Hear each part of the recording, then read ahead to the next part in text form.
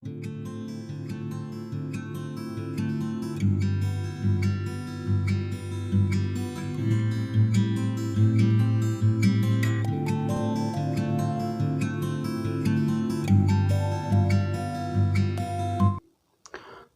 to School Leadership Academy, SCERT, JK. This is Said Hamid Bukhari, SRG, SLA. Today we'll talk about some of the leadership qualities the HOI must possess, and also the teacher, when the teacher has the responsibility of the task you have been given.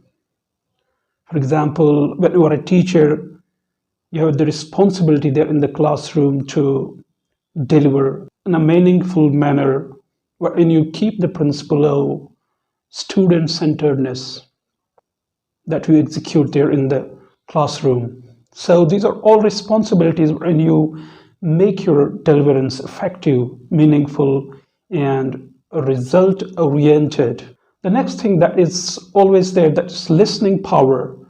The way you have listening power as a leader, you listen to your students and you listen different problems. You listen how to solve those problems. And also when you have the responsibility as an administrator or a resource person, there you don't have the responsibility like the teacher, but you just display the skills of administration to inculcate those qualities, to encourage all teachers, to encourage all students, to make environment of the school that way. The next thing is that how you delegate responsibility and power, which we're talking about. So it's not the thing as a leader there in the school, you must be aware about different things. It's not like that. I will say the example, you'll ask, what shall be the solution of this problem? You have to take into confidence, or you must not shed the responsibility from your shoulders. Next thing that is, stretch your assignments.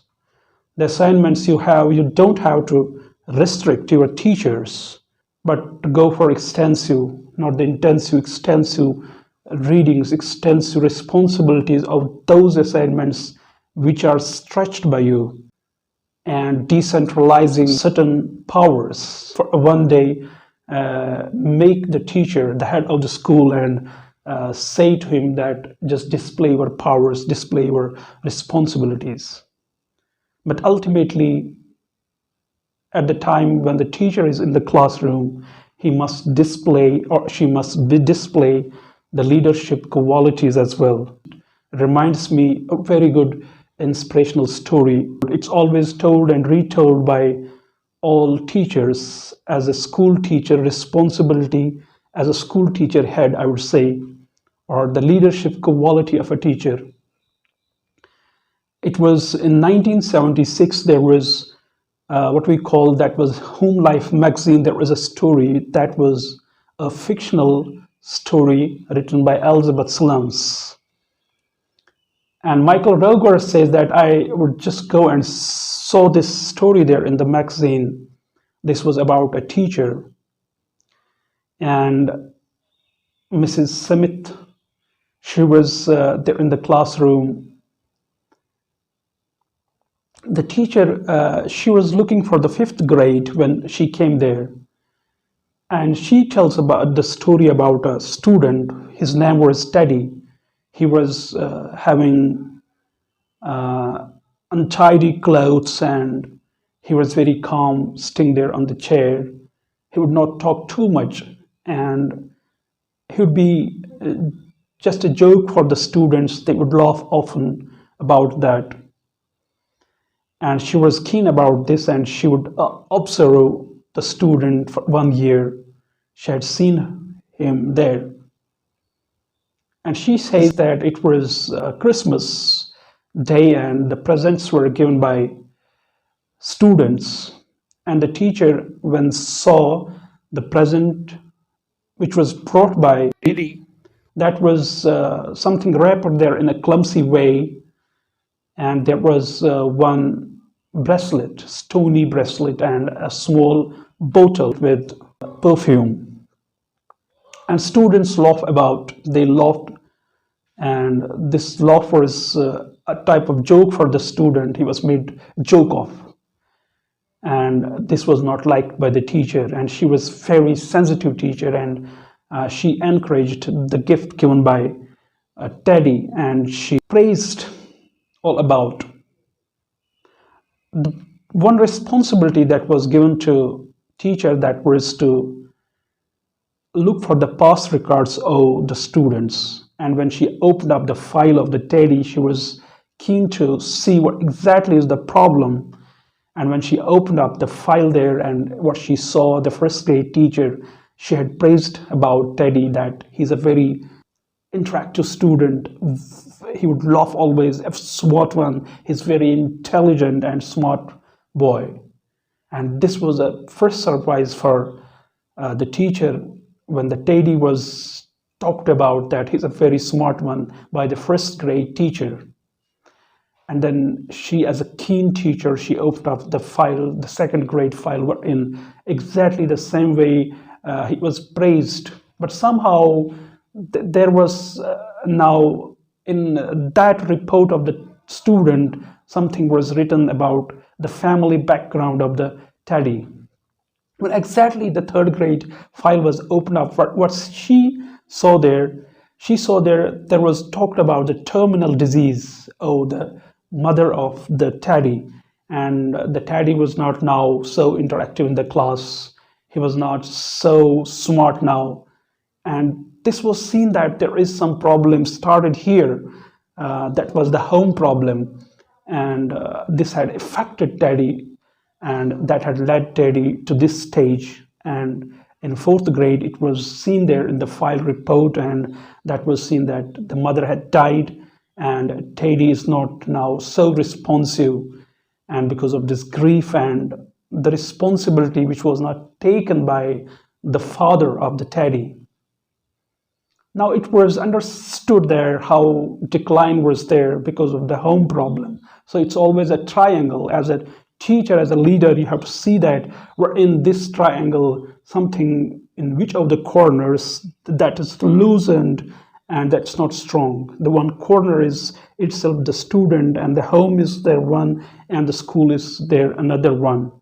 So the home was not so strong one now for the Teddy. And the fifth grade teacher now started concentrating towards Teddy.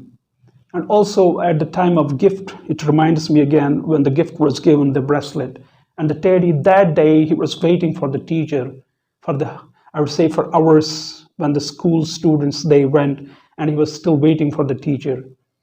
And in a way, he was very thankful to school teacher that she gave concentration towards Teddy, and she praised the bracelet. Otherwise, this was not so, I would say, praiseworthy. In a way, Teddy was thinking there in the mind. And Teddy also told one thing which made the teacher, she wept. The Teddy said that today you smell like my mother, because the perfume which was brought by Teddy, and she had used that perfume also. That perfume belonged to the mother of Teddy. And when the smell was like mother, and she wept a lot, and then Teddy started improving, because the whole concentration of the student, and I would say this was the student who was loved the most by the teacher.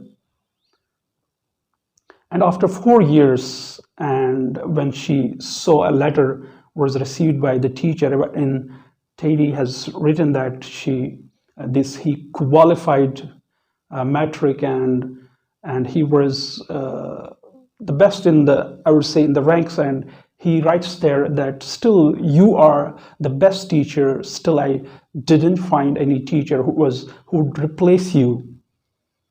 And after some years, when again a letter was received by the teacher, and then at that time, Teddy had completed college days, and again it was written that she was the best teacher, still no one replaced her. And this was encouragement in the way teacher was encouraged by the student, and now MD was written and he had qualified honors and in a top rank, and now he would be like a doctor.